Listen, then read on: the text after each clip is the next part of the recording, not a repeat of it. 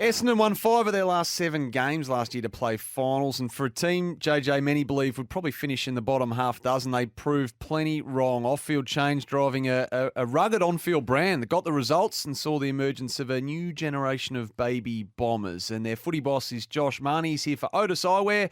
Sunnies that look good, feel great and stand up to the Aussie summer. Josh, welcome. Morning, Sam. How are you? Hey, we're well. Appreciate your time this morning. And look, apologies for starting on something of a negative note. I just saw the news yesterday, obviously, on the Essendon website that he's a much-loved figure too. Anthony McDonald-Tipungwuti's been granted an indefinite leave of absence from the club. Not the sort of news that Essendon supporters would want to read on the eve of the season, of course.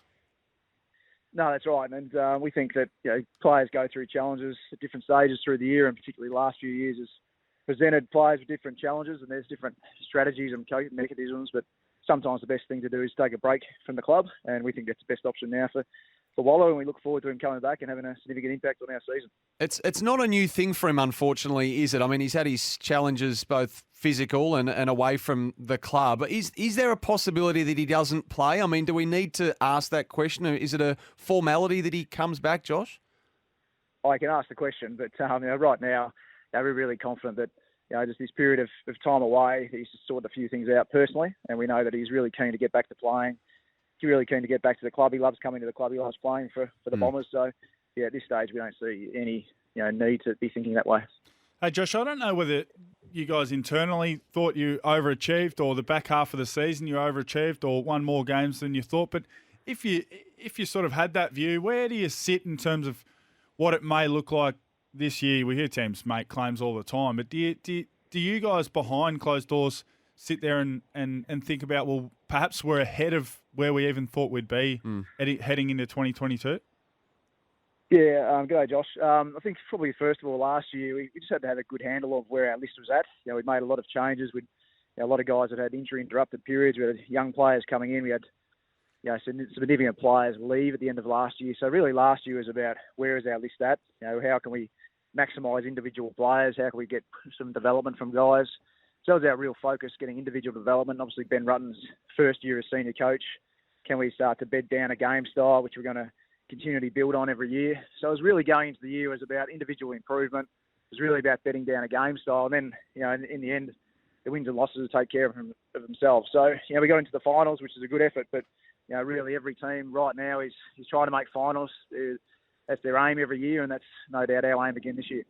So where do you sort of see the list? It's hard to measure it up against other teams' lists, but you have seen and were heavily involved in building Melbourne's side and squad that went on and won the premiership so dominantly last year. Where do you sort of see the group? Cale Hooker moves on, so more responsibility for younger forwards, but where do you see the list at this early point of 22?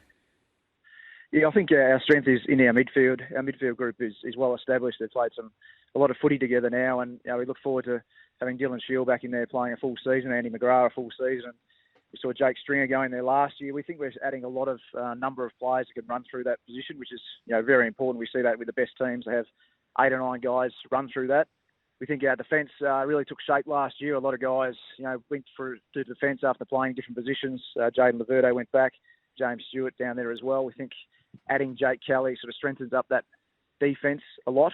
And then our forward half, it's a bit of a different mix up there at the moment. We've got Harry Jones coming through, who missed the last bit of the season. We've got Peter Wright, who came in last year and had a good season. So, Cale Hooker is a big out in terms of experience, but we think we'll be able to manufacture a good forward line that we can continue to build on and keep winning scores. Just on that front half, Josh, I mean, a lot of Essendon supporters look at that part of your setup with interest. I mean, the players that you mention, are they enough to keep you going in the direction you're going, or do you need to look at the trade period at the end of the year or free agency to address that part of your ground long term? You're always looking at options to try and bring in to strengthen up your list. I think I mentioned Harry Jones, that only played a handful of games. You've got Kane Baldwin, who's on our rookie list, who's training really well at the moment. He's a key position forward. So we've got a few younger guys that we drafted last year, and Josh Eyre as well. So there's some young guys there. How quickly they can come on is probably the question. I think we'll look at, as the year goes on, about how trade targets. But certainly we've gone to the draft the last couple of years. We think we've done quite well in our selections in there. So we're going to give those guys some games, but always looking at bringing in players if we can through the trade period. I know you spoke on the injury front just a couple of days ago, and I wanted to ask you about Michael Hurley, which, of course, everyone wants him to get back out and playing again. He's had a shocking run of it with the hip infection and the operations and the like. I think you mentioned he's back running again, but is there a more definitive timeline on you can put, running and training and playing? They're a world apart at times, where he might be at in terms of actually, putting the boots back on and getting out there and really getting close to returning? Yeah, I'd like to put a date on it, but there just isn't one at the moment. It's a significant recovery that Hurls has gone through, and to be even running as he is now, he's probably ahead of schedule where we thought he's been now. Running across the ground for probably 3 or 4 weeks, building up his loads there, so everything's moving well, and I'd really look forward to the time when I can actually give you a date when he's going to be back playing. It'll be a great story. Indeed, it will be. When I used to watch the Bombers, Josh, sitting around in a hotel or on a Friday night, I always thought when Tom Bellchambers played really well, Essendon were a much stronger team, and I feel the same with Sam Draper. How good, and he's so aggressive, and he's big, and he's just he's still a big kid. Really, he hasn't played a lot of footy, but how much better do you think he can get in certain areas of his game that he can refine, and then he can really be that point of difference in that dominant midfield that you've got? Yeah, what Draper brings is his competitiveness, his follow-up, and he does make people walk taller around him and with his aggression. So he's certainly developing really well. As you mentioned, he hasn't played a lot of footy, so probably the areas to improve is just his ruck craft and his positioning at times. But he brings great energy for our midfield, and we saw when he wasn't playing the impact it had on our team, and then when he came back, how much taller it made our midfield move. So as I said before, we think our midfield is going to be one of those areas that it's going to be a strength for us, and Sam plays a crucial role in that, and we look forward to him developing even more this year. How many list spots you got open at the moment, Josh? Is it 1 or 2? I got 2 spots available at the moment. We've got 4 guys training on at the hangar at the moment for those 2 spots. So got right up to the start of the season to make that decision. But we've got 2 spots, which is good options for us to bring in some players if we need to. Yeah, so there's a number of names you can mention there, but do you fill both, or do you leave one open?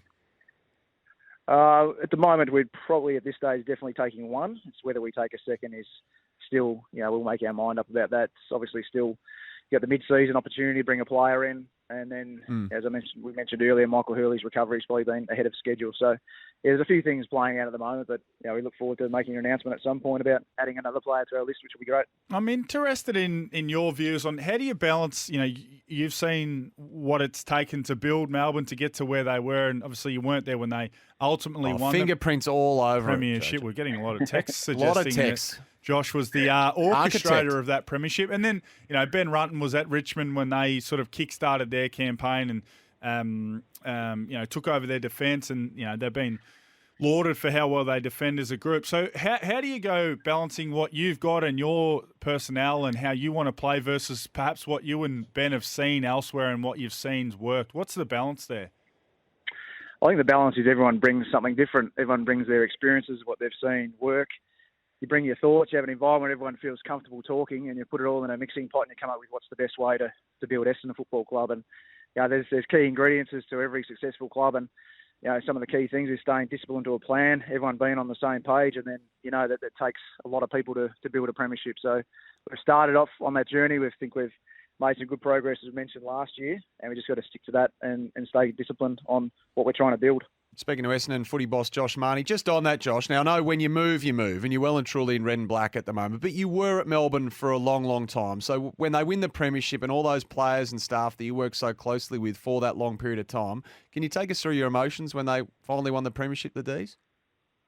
Probably one of the great things is I got to watch it on the TV as a fan. I didn't have the game day nerves of wondering what was going on. So being able to watch that and have all the emotions like a supporter and being involved with it and see all the smiles on the faces of all the players and all the staff. And ultimately, that's my job, is to give people an opportunity to play and win a premiership.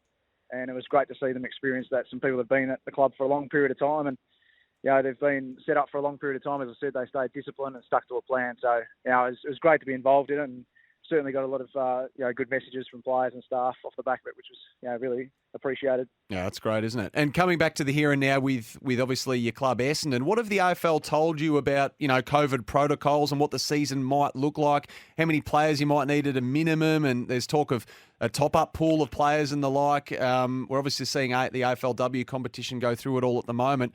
Are you close to getting a sort of definitive set of protocols on this?